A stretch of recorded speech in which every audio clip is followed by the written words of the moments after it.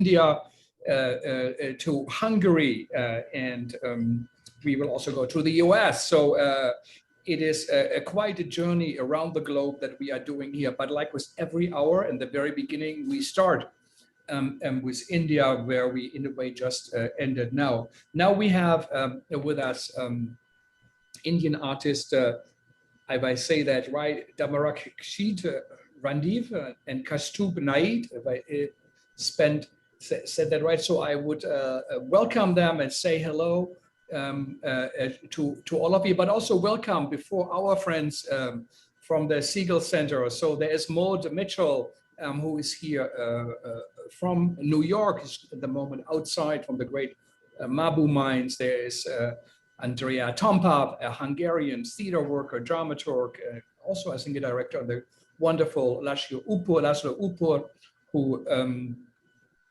is a director and also runs one of the great national schools, a famous theater and film school in Europe. And but first of all, welcome to our Indian colleagues and Kaustubh and Dhammarakshit. So where are you guys? We make a quick round first, and then we come. Maude, where are you at the moment, and what time is it? It's 6 o'clock, and I'm at an old friend's house. I'm on the road these days, so I've just been here for a couple of days. I'm in Massachusetts, actually, in Amherst. Amherst, great place, great university. Laszlo, where are you? I'm far from home in a garden on my mobile internet, and I hope the connection is great. It's Hungary. Sounds perfect. Our time is just past midnight. Past midnight. Andrea? I'm at home, North Budapest, and yeah, it's midnight. Fantastic. And Kaustubh, where are you, if I said it right? I'm in Philly. I'm in Philadelphia, so I'm on the same time zone as you. Not very far. Oh, amazing! So you didn't have to stay up too late. And Dhammarakshit, where are you? I'm from India, Maharashtra state, and Satara is my hometown. Satara is near Satara. From Mumbai, it's 250 kilometers minimum. Yeah, 250. So tell us, we start maybe with you. Tell us a little bit about you and your work and what you do in Indian theater. Yes, me. Yeah. Yeah. Okay. Kaustubh will help me for the translations some bit. Yeah. Mm-hmm. So I'm Dhammarakshit Randive. I'm basically from Satara, my hometown in Maharashtra. It's one small town. And I belongs to Yalgar Sanskritik Manch. It's a Yalgar cultural group. The motto is the alternative cultural movement for human liberation. This is the basic motto, and we believe on Ambedkarite ideology, thought, and we working since 7-8 years long. So मैं भी हिंदी में भी बात करूंगा, कौस्तुभ आप उसको बीच में बात कर सकते हैं. तो यहाँ के अम्बेडकराइट मूवमेंट से एक दलित आइडेंटिटी के साथ भी यहाँ का समझ बढ़ते बढ़ते हम लोग काम कर रहे थे मूवमेंट्स में काफी टाइम से. और I studied MA in theater, and also I studied performing folk art, postgraduate diploma folk art of Maharashtra. So you studied folk art, performance, traditional Indian theater. Yeah. What kind of traditional theater? Traditional Indian folk theater, so specifically in Maharashtra folk theater. The different types of Maharashtra folk, different theoretically study and practical study. The six minimum study six folk forms, different folk forms of Maharashtra. The Povada, Lavani, Jagran, Godhar, and Bharud, and Dashautar. So different kind of folk, and also did MA in theatre arts from Mumbai University. So I'm since my childhood, my father also folk singer, and he's we attach with Ambedkarite thought from my family also, and we are participants in social activism. My father also. So in Satara, the Muktiwadi Sangathan is the one organization which is work for humanitarian approach, which is work for anti-caste movement, anti-religion, and it's for the all man-made discrimination. We want to end all kind of man-made discrimination. I know I will not. It's crazy. Yeah, that's a great goal to end all discrimination. Part of your practice is social activism and to be politically engaged. Yes. So So let's go to Kaustubh, if I say that right. So tell us a bit about you and your work. Yeah, so I'm currently, actually I prepared a note. So I was just wondering if I can read that. Sure. Yeah. So, give me a second. Yeah. So I thought we'll get like a 10 minutes. So this was a note that I prepared. Briefly talking about my work and then probably what I see this moment as a part of the theatre making community in India. Yeah. Hello, my name is Kaustubh Naik. I'm a playwright and a doctoral student from India, currently based in Philly. I would like to thank the Seagull Center for putting up this event and to Tanvi and Abhishek for asking me to speak here. Back in India, I oversee a 71-year-old theatre company called the Hans Sangeet Natya Mandal, which was founded by my grandfather, Vishwanath Naik, in the year 1950. Before the pandemic, we were gearing up to celebrate the 70th year anniversary of our theatre company. And we were in the process of putting together a theatre festival back home in Goa. Goa is the place where we work from. It's a small state on the west coast of India. That, however, did not materialize.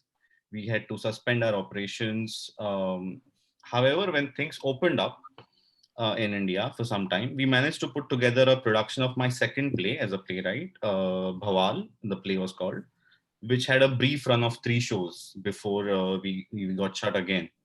And the production was perhaps not the best to be produced amidst a global pandemic, as it had almost 22 actors on stage.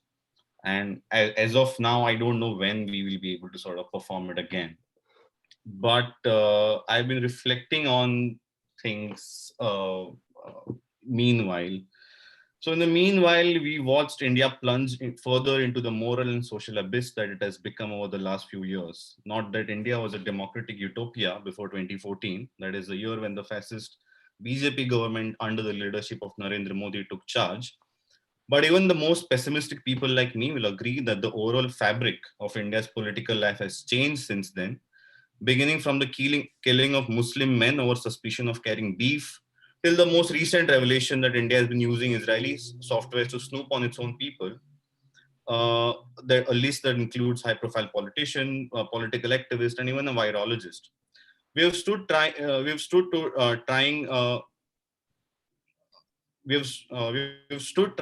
hold our communities as the ground beneath us turn into a quicksand. Prominent political activists such as Sudha Bharadwaj, academics like Anand Tiltumde, Hani Babu are in prison.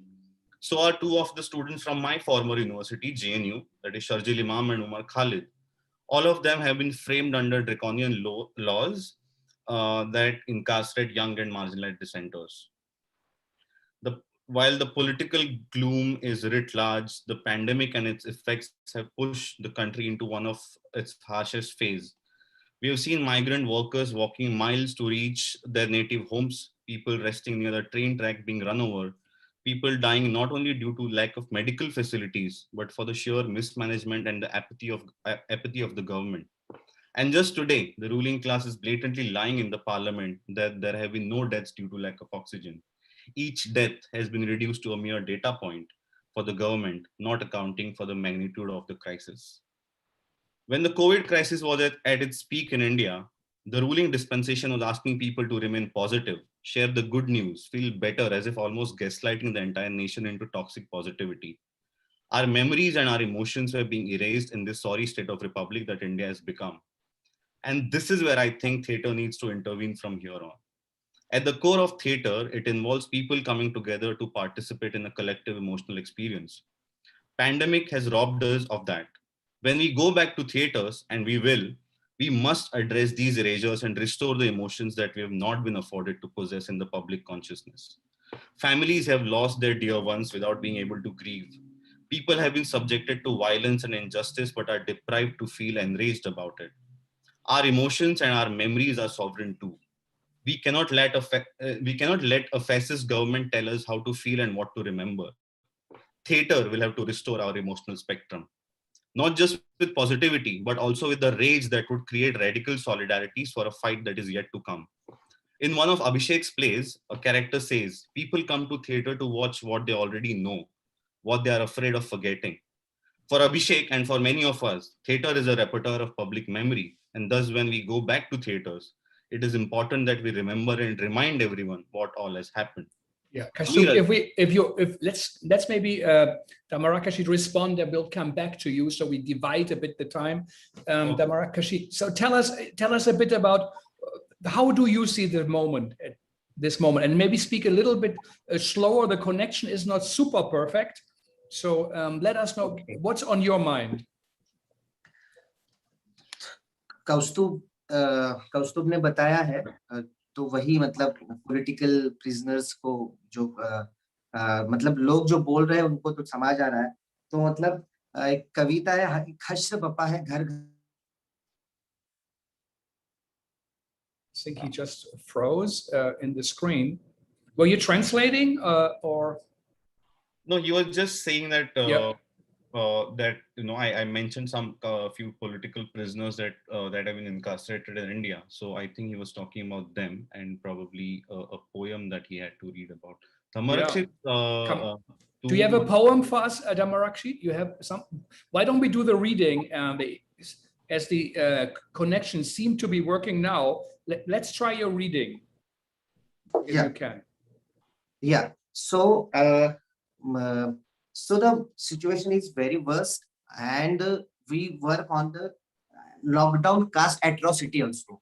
We worked on the documenting the caste atrocity during the COVID pandemic is the biggest issue, the mob lynching also, and caste atrocity also. So I afraid as an artist on virtual media, on social media, there is a lot of violence. Yeah, it's a violence, and the rationality and the scientific approach is downturn day by day. Yeah, it's going down of Indian society. So I afraid, and so I feel to create some music, create some short films, create some songs for this kind of the healthy dialogue. Because we are the folk artists, we are the street performer. We go to the community, we work with community, we work with children, we work with every constitutional rights fights. We stand with CAA, we stand with farmers protest, but now in the COVID pandemic, we are not that much practically work within a community. So Baba Sahib Ambedkar says the cultural movement is very much important for the political revolution, so the cultural movement, we have to do all kind of theater work. I really happy to all worldwide theater artists, Abhishek ji, you, Tanvi and Kaustubh and all our friends, we come together and we have to cultivate minds of the peoples of the world. Fantastic. Yeah, so we believe in constitutional values. So maybe if you could if you could do is it a song or a poem what you will do, or is it a song? Just do it so we have it and we don't have to interrupt you, and I'm sorry that we are under time. Yeah. The song is asking the question of this ruler, who is the responsible for this kind of death. Yeah. ये किसका लहू ये कौन मरा, ये किसका लहू ये कौन मरा, रहबरे ये मुल्क बता. धरती की सुलगती छाती के बेचैन शरारे पूछते, तुम लोग जिन्हें अपना ना सके वो खून के धारे पूछते हैं. सड़कों की जुबान चिल्लाती है, सागर के किनारे पूछते हैं. ये किसका लहू ये कौन मरा ए रहबरे ये मुल्क बता किस काम के ये दीन धर्म जो शर्म के दामन चाक करे किस तरह के ये देश भगत जो बसते घरों को खाक करे आंखें तो उठा नजरें तो मिला ए रहबरे ये मुल्क वो कौम बता ये किसका लहू ये कौन मरा ये किसका लहू ये कौन Wonderful. Thank you. Thank you. Really, maybe Kaustubh, in very few words, tell us what the song was about, and then you have 5 minutes for yourself for the finishing of it. Yeah, so this song is by this very famous poet and lyricist Sahir Ludhianvi, which the song is begging the question to the regime and the man at the helm of the affairs, ki, whose blood is this, and who are these people who are dead, and so it says dharti ki sulak. So the earth is on fire, and the sparks are asking the question, and people who you did not sort of include in your program or in your as your beneficiaries. Yeah. Who are those people? And it's basically asking ki, it's the poet sort of imagines a scenario where there's a lot of death and violence, and the question is being asked of the ruler, who are these people? Who are these people? Yeah, that's great. That is a good, important song and gets a new meaning. So, Kaustubh, the next 4 minutes are yours, and Yeah, you so I can think continue or read or speak or read whatever you feel like. I think I'll just now give a gist of it. So what I was talking about was that one, I see theater makers sort of take on this task of remembering and reminding people of what has happened. And the call that I was sort of heeding to was this poem by this young poet from Delhi called Amir Aziz, where he said, "Sab yaad rakha jayega." Everything will be remembered. The poem was recited at the protest, one of the biggest protests that happened in Delhi few years ago, during the Citizenship Amendment Act that was being passed in India. So I think, yeah, so if theater probably has to create that space where people can come and grieve and feel enraged about things that has happened. And the second thing that I was going to talk about is a larger virus that we have seen in India and across the world is how truth is being manipulated, and how the media, I mean, we have seen sort of post-truth become a colloquial word in our lifetime. And and in India especially, we are seeing a shift in the media, news, digital media, electronic media especially, where instead of representing people's interests and opinions, it is going against that and sort of siding with the regime. And what it has effectively done is it has sort of corroded or sort of destabilized people's ability to discern truth from untruth. I mean, we no longer know what is true, what is fake news. Our skills, our ability to tell something is true and something is false is being sort of attacked. And I think as theater, theater is a business of truth at the core of it. And as whenever we do sort of a play, we sort of incur a great debt to the idea of truth. And I think it is on theater makers like all of us to restore that ability, to help people to discern, because what is happening right now with the sheer reach and the scale of the electronic media, there is a didactic propaganda that is being beamed through people's televisions and phones, and there is no participation. And I think theater will have to sort of restore that ability. I'll just quote a quote by Susan Sontag, where she says, that that in a society that works and enriches itself by means of organized hallucinations, artists should be less devoted to creating new forms of hallucinations and more devoted to piercing through the hallucination that nowadays pass for reality. The current regime, I mean, so this is what I drew. The current regime in India is marked with a perverse theatricality. People who uphold and support this regime are in a perpetual suspension of disbelief. It is therefore contingent upon a contingent that we step up and mount works that effectively counter these mass hallucinations and create more democratic and inclusive spaces of truth through theater.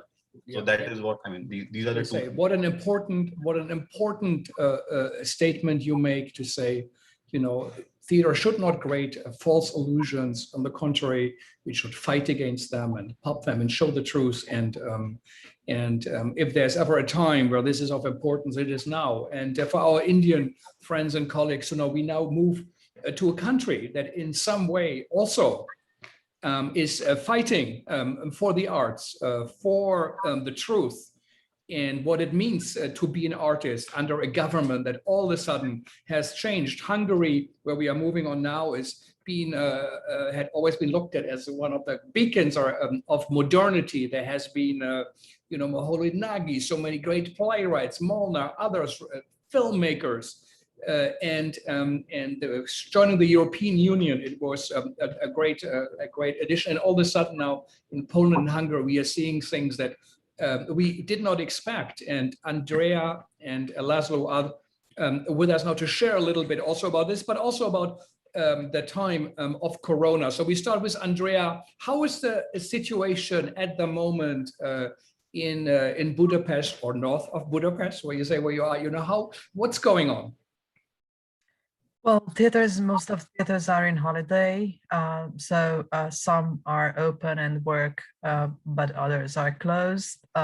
It's like really relaxed now, the whole situation, but we are preparing for the fourth wave of coronavirus in the fall probably, I think the fall is really unknown what's going to happen and how theaters can or will operate, if there is a full lockdown again or just like restrictions, or we have no idea about that. What are the vaccination percentage in Hungary at the moment?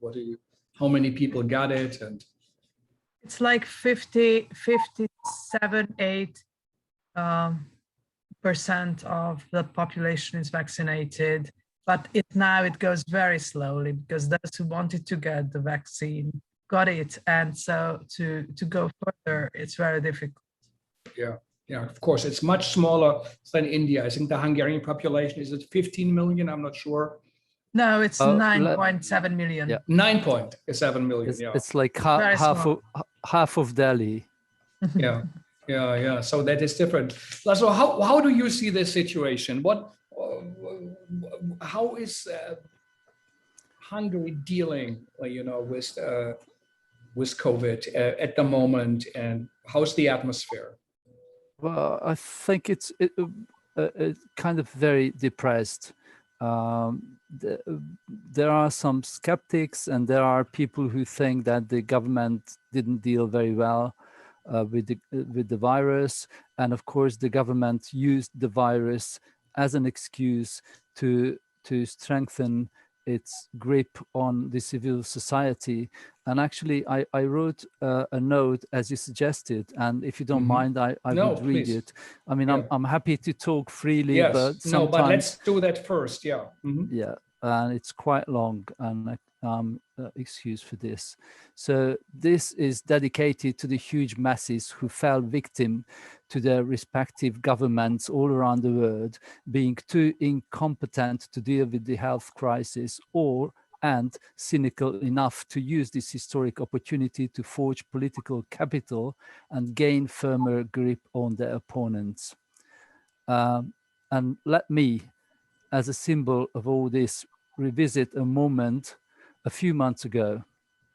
I am standing in a large basement storage room filled with personal belongings of dozens and dozens of university students from all over the world. The objects are there all right, but their owners are not. The storage room has been, since the moment I entered it first, a metaphor, a reminder, and so much more. While there is no tragic element to it, I experienced some truly dramatic feelings when looking around. time, the middle of the grand virus saga devastating chapter 3. Place, the student hostel of Central European University, aka CEU Budapest. Characters, myself, former leader of the University of Theatre and Film Arts, plus my students present in comfortable rooms some stories above. And students of CEU not present, that is present in their homes all around the world or in their new Vienna campus. Central European University is a unique institution funded by George Soros in Budapest many years ago. Students arrived literally from all over the world and were offered a wonderful study environment with top quality education that gained international recognition. Until the recent populist government of Hungary decided, as one highlight of their glorious march towards the so-called illiberal democracy, to discredit and practically ban this free-spirited and open institution. The leaders and staff put on a fight, followed closely with great sympathy by the civil society, but eventually had to give up. The university moved to Vienna, and the generously built Budapest complex is now hollow and almost totally deserted. Some 15 months ago, this same government decided, maybe as a next stop on the famous road to nowhere, that is, a march towards illiberal democracy, to attack my institution, the University of Theatre and Film Arts. The students and the teachers stood up against it united. A series of demonstrations and creative actions followed, again with substantial spiritual support by civilians from Hungary and abroad. Then the leaders resigned, including myself. The students occupied the university's main building and kept it under control until 71 glorious days later, they were forced out by the pandemic. Once the semester was safely completed, most of the teaching staff and the administrative employees, plus several students, left the university for good and formed our own society. We were suddenly jobless and homeless, but free. And freedom, as we all know, might be luxury. The quest for a safe place and the search for funds began. Then, 5 wonderful European art universities decided to join forces and adopt our courses and administer the necessary credits. Thus, the students who left their conquered alma mater would work on with their dissident teachers. So now we had promising opportunities to continue our creative work, but we still needed a place. Here comes the above-mentioned Central European University to the picture. They offered us some empty rooms and auditoria to settle, plus beautiful and comfortable housing to our students in their half-empty student hostel. Let us go back to my story, as we are ready to absorb the moment. Here I stand in the basement of the CEU hostel where my students are residing, but the owners of the left luggage are not. The room is full of suitcases, cardboard boxes, huge plastic bags, and bigger personal objects, including some funny or bizarre ones, all neatly arranged on the shelves. This is what's left behind when many students of CEU moved out temporarily and left Hungary in the hope they can return soon. That obviously never happened.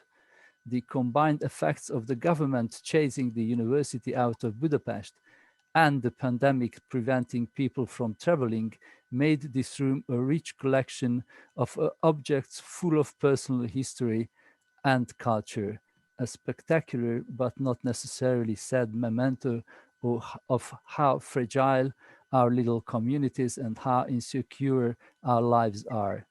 So I'm standing there in the building that belongs to the severely attacked and harmed CEU that nevertheless helps our small educational republic survive in collaboration with those courageous European universities. Standing there and looking at the personal belongings of CEU students from India, Colombia, the Ukraine, etc., I understood more than ever how much we rely on each other and how important uniting humanity and free spirit to win over darkness is.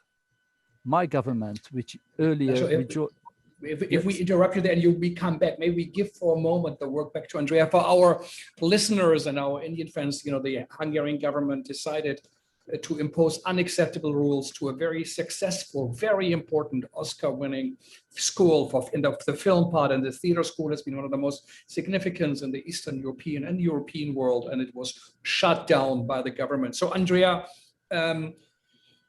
how is the situation to work in Hungary at the moment? You're also a dramaturg, and also did you prepare a reading? Will you tell us something?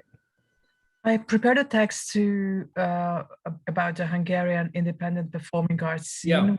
Is under really in a crisis situation, and I would like to read at least partly. Sure. So the Hungarian independent performing arts struggle also not only under the global crisis and local political financial pressure, but there are also cases of soft censorship, which has a toxic impact on this sector. Artistic freedom and free expression is, in my understanding, in danger. Ideological expectations work as a form of soft censorship, and they are part of the bulldozer type cultural policy. Some of these expectations are reflected in grant calls. The most recent one for 2021 for independent performing arts reads, quote, "Priority is given to affirmative presentation of Hungarian cultural values on high level, strengthening the consciousness of our national identity and our belonging to European Christian culture on a professional contemporary theater language in a positive interpretation," end quote. Parallel with these expectations, policymakers are dismissing certain topics, attitudes, theater forms, and of course, aesthetics like activism, negativism, criticism, different forms of political theater, political criticism of contemporary life presented in a direct way. And in the light of the newest homophobic law just recently passed, heteronormativity as an expectation becomes an even bigger threat. After this scandalous law was passed, there already had been cases of threat toward LGBT people. I wonder what would happen if today a big or small theater would play Angels in America. It has been only less than 10 years since the National Theatre premiered it, which seems now ages. The Hungarian performing arts field was hit by COVID-19, especially due to lack of state care for those who work in the arts sector. While for those who were part of big state-subsidized institutions, the year-and-a-half-long situation was, first of all, a mental crisis. For those who worked in independent institutional forms, this yet unfinished period became an often extreme existential and financial situation.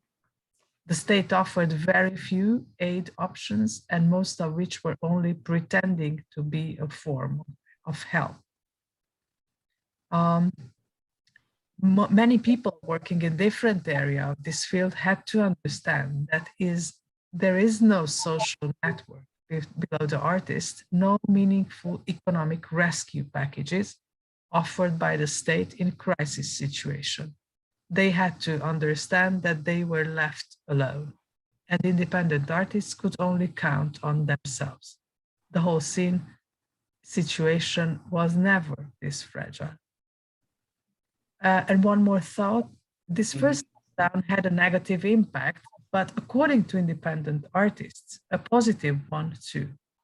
Artists of the independent contemporary field felt that they have always worked under not normal conditions, with high working hours, exhausting production pressure, and a high number of performances in order to fulfill their grant requirements and be able to live exclusively on creative work. But the summer holidays soon became too long, they say.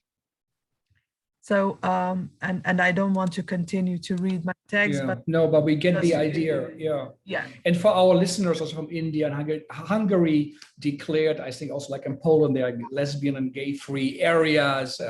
It is homophobic laws, which really puts a gay and lesbian lifestyle close to criminal behavior. And so it's completely unacceptable. The European Union is at the moment rethinking its policy and might take away all financial funding for the countries because of also scandals within this system of law, that judges are no longer independent. So it's a big, big crisis also for you to know in India. So Laszlo and Andrea,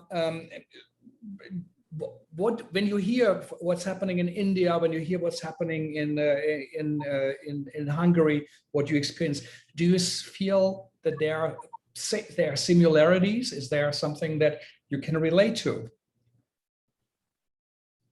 Laszlo, maybe you start. Well, yeah, there's definitely similarities all around the world. As was said before, this post-truth thing, the overall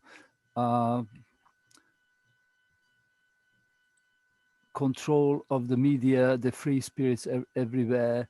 What I mentioned, the so-called illiberalism, it all infects our societies, and the governments in power do, not only in our countries, not only in India, in Poland, but all over the world. There are tendencies that the governments, in the fear of knowledge, in the fear of creativity, in the fear of free spirits, they try and discriminate the freedom of art, the freedom of speech in every single way. I mean, that's a general tendency, and we must unite forces, because pandemics is not a private matter. You know. Social one, yeah. Andrea, what's your response?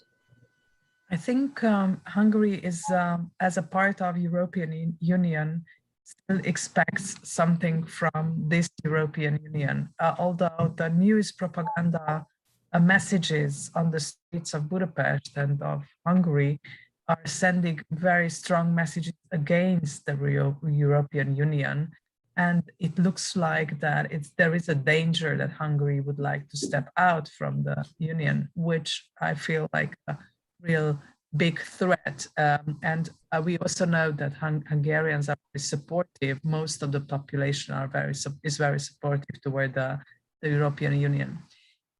One thing I wanted to share, and maybe there is a similarity here too, that there is very little solidarity in my country, and this is what I see around the world.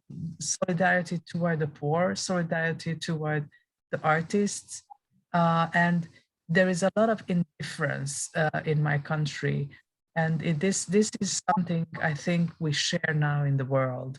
Although what you do now, Frank, is something really against this this indifference and this lack of solidarity. But what I see around my country and in my country is that the lack of solidarity brings us to this kind of distancing ourselves from the problems, distancing ourselves from everything what is difficult, and put the responsibility on the poor, on the people, and not sharing this situation and not giving very much help. And of course, Laszlo, we have 1 minute left. Yeah, maybe. I know, but give us a statement. Yeah. Yeah, I just mean that this is, of course, political propaganda, because boiling down everything on two-bit questions is very marketable. So when they divide the societies into parts, it's all about, are you with us or against us, and all kinds of questions regarding the whether shoemaking or theater is not analyzed. It's always a suggestion that you should find the right answer and say you are with us. and that is just marketing, because this is the easiest way to market your own goods. Yeah, and then I'm really political goods, I mean.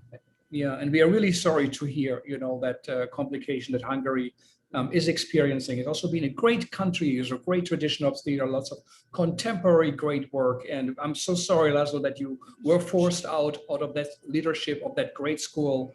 It's a scandal. We also did a session about it, and we hope that artists have always been, we said that on Siegeltorch, on the right side of history, on the right side of the struggle for democracy and freedom, and for social justice and progressive justice. And I wish governments would hear to artists, because then the countries would be better off. So thank you both. And I know it's so little time to devote to such a significant part of the world, but it is a global run through. And I really appreciate you guys staying up in the dark, as you often, I guess, are worrying what will happen. But thank you for sharing, and we think of you, and we wish you all our energy and all our best. And I think what you both said is right. It's no longer just up to you, have a better app, go to a fitness studio, do meditation, and the world will be better. No, there are systematic changes are needed. It's a system that is wrong, and we need to mobilize in a way. Let's move back. Yeah, and we should get all the students who once left their luggage behind. We should get them back. Get them back. Yes, this is and quite an image.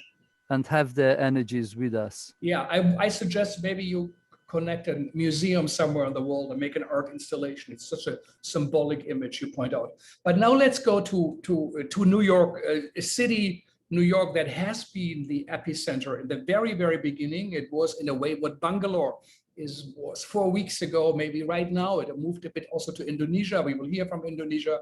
It's got a bit better in India, but who knows what will happen. But in New York City, it was where the sirens wouldn't stop, and where people worked overtime in the hospitals, and in the neighborhood of Corona. It's actually called Corona, Queens. 60 to 70% of people were infected with Corona. It was surreal. And we did not really know what was happening, and Maude was in the middle of it, and we had a Siegel talk, and it was quite a moving one. It was deeply touching to me, and also afterwards, it was even daily on my mind. Maude, maybe tell us a bit and about that time. I just want to say, appreciate being here, and it seems fitting. Frank asked me to read something perhaps in memoriam for my spouse and artistic partner of the last 20 years, Lee Brewer, writer, director. And it's as I think that this past year and a half has very much highlighted our interconnectedness and our interdependence. Lee, India was an enormous source of influence in his work, and he was an exchange scholar there in the early 90s, and you can see the ripples of the work through the years. And also Lee's father's family came from Hungary. I was just going to read, because I am aware of the time. Yeah, maybe tell a little bit more about Mabu Mines and you and Lee, about your work, so people know who you are. So Lee is a co-founder of the theater Mabu Mines, a small experimental theater company, avant-garde work that's founded in the 1970s. And we are going to have our delayed 50th anniversary celebration next year. Lee worked all over the world, and I worked with him these last 20 years. He's both known for his radical adaptations of work, but also his own original work. And he was writing up until 2 weeks before he died. And this is very much thinking about death and dying, and but this is a satirical spin on Gulliver's Travels.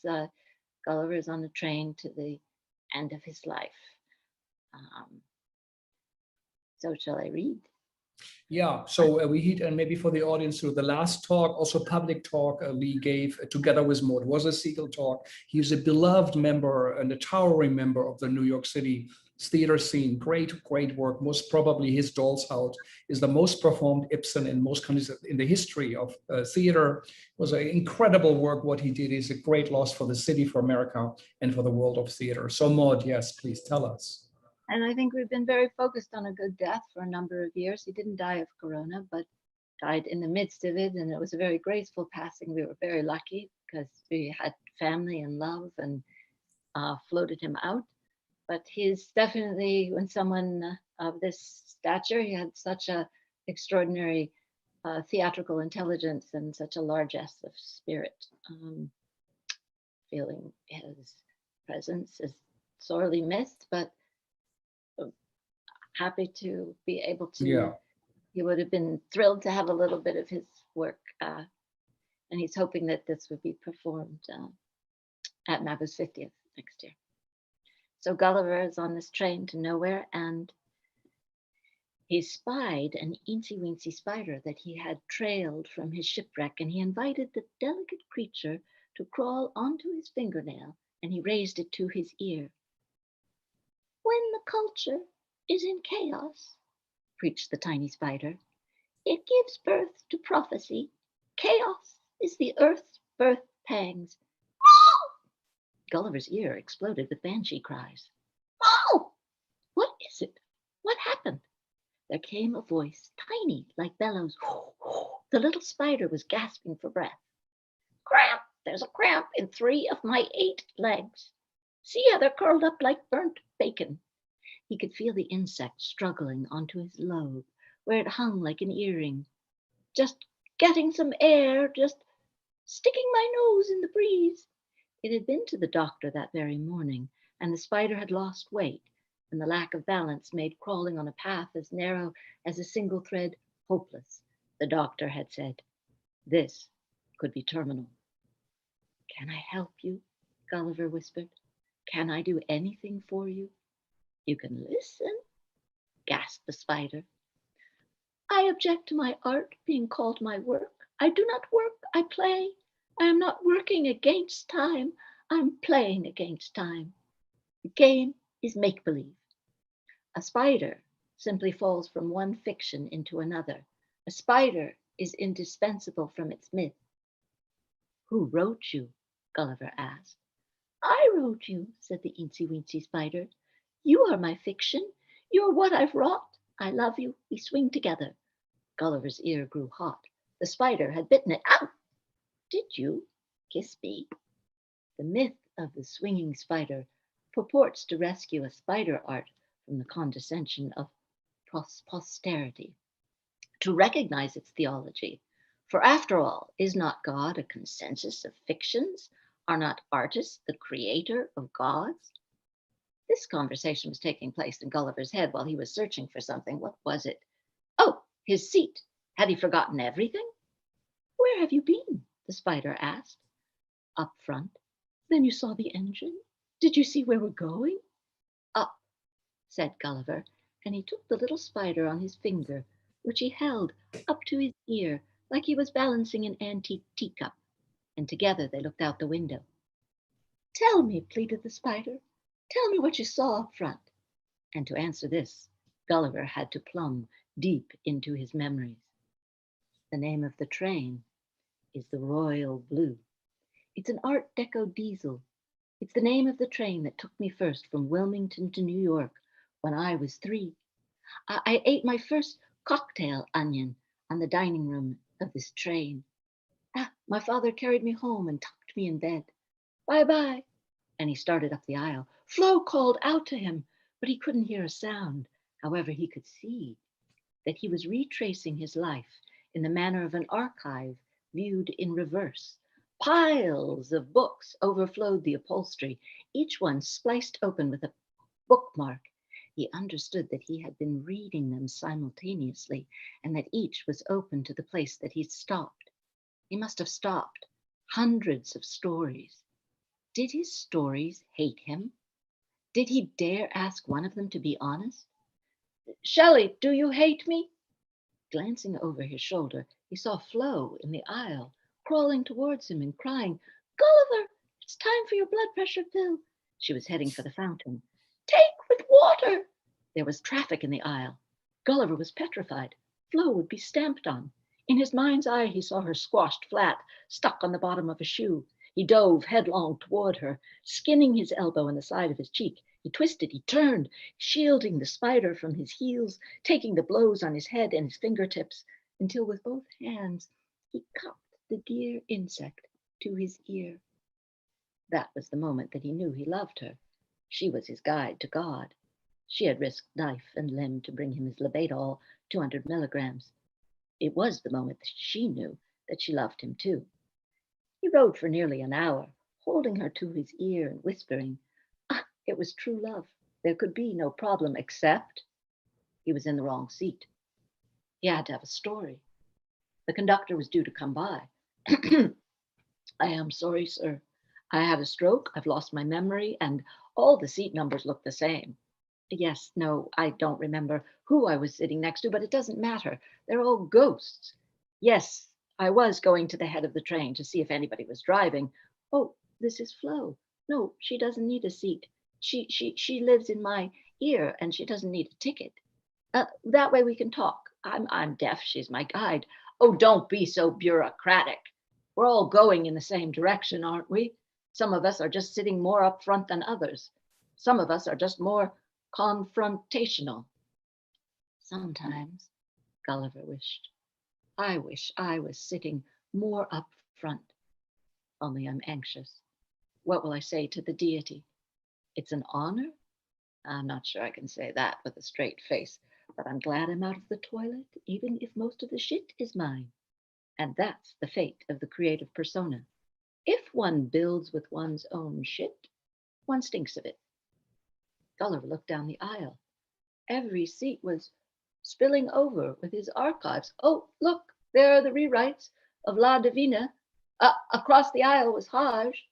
Under a footrest were his old notes for the warrior ant. And down 3 seats, he could make out Sister Susie Cinema across from the Red Horse animation. And one by one, the people around him started to clap. Not yet. There were little clumps of people who stood up. Was it over? Not yet. Not yet. A standing ovation for a pile of shit. Gulliver was embarrassed, and he thought long and hard about getting to work with the powers he held in reserve, his flamethrower, irony. This was a fiction. He was free to think about things any way he wanted to, even happily. Me and Flo just need me and Flo. She just has to promise not to die in my ear. At last, Gulliver understood he was talking to himself. But how to end it? Well, the obvious way would be to stop talking. But how could he be sure that the story wasn't finished, or was it? There were devious ways the story could be strung out. He could say, he said, she said. He could be an author omnipotent. But the point was, he wasn't omnipotent. Far from it. This was all about honor. What was the honorable way? To just shut up with a quip, with a couplet, with proper punctuation, with gratitude. Oh, thank you so much. And it was beautiful. And I like the line when they said, what you can do is listening, and we do have to listen to that little flea, little bug next to our ear, and that perhaps loves us. So how are you doing in these days? First of all, thank you. It was such a beautiful reading. It's a wonderful. But how are you doing? How are you doing? I think grief is elliptical, and I think I was hoping that for the world with so many unresolved, with so many deaths, with so little chance to grieve in community, that there might be more attention going forward to certainly the American culture compartmentalizes dying and grieving. I know other cultures do it better, it seems, but that I would hope that worldwide there would be an opening of conversation, as a good death is integral to a good life. And that would be one of my hopes for what this year and a half has wrought. More frank conversation and attention to, certainly to hospice. And I think each of these, especially these COVID deaths where people died alone, and they have so much ripple down to so many other family members and loved ones. Yeah, it's it's never a good time to lose a loved one in life, but in the time we live now, it is especially hard. And yeah, as someone said, all great stories are about love and death, and the death with the love you had both for each other, but the death is got at least the final word for a moment. Maybe some of our everybody wants to respond to Maude or to her reading. I saw it was such a touching, beautiful moment. So I'll invite you. I just feel very happy and lucky that I have seen you on stage in Poland. And I never thought I will meet you in so it was one of the shows of my life. Thank you. Oh, thank you. That's thank you.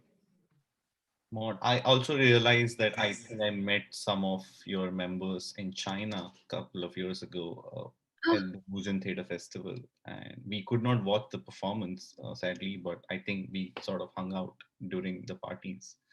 When you mentioned the theatre company, I just sort of remembered that we had like a brief meeting. Yeah. The piece about the rhinoceros and the chimpanzee? Yeah. Maybe. I've not seen the play, but I think I've certainly interacted with some of your members at the festival there. Well, it's such a pleasure to feel connected from afar.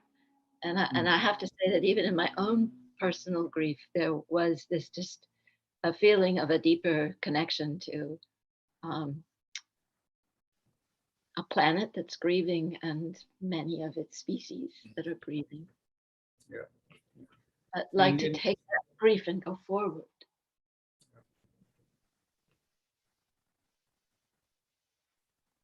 I would like to say more thank you for that beautiful reading and the metaphor of that train in which Gulliver is going somewhere where he doesn't know. I think is so powerful, so modern, and speaks to our time.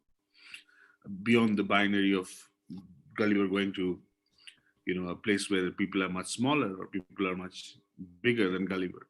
Gulliver also has other places to go to where Gulliver doesn't know. I think that is very powerful, and that can. And if you don't mind, I would love to read the whole text if it is available somewhere for us to read. It really sounds like something intense and important. There are different versions of it. Lee was doing many different drafts. There's going to be one. This will be turned eventually into a performance text that from a single draft that I hope to be able to publish. And there's also in September's PAJ, there's going to be an edit from a number of drafts that his youngest son was collaborating with him on, which is also a beautiful thing, as Lee worked with all his children, 5 children, and so we'll eventually get these things out into the world.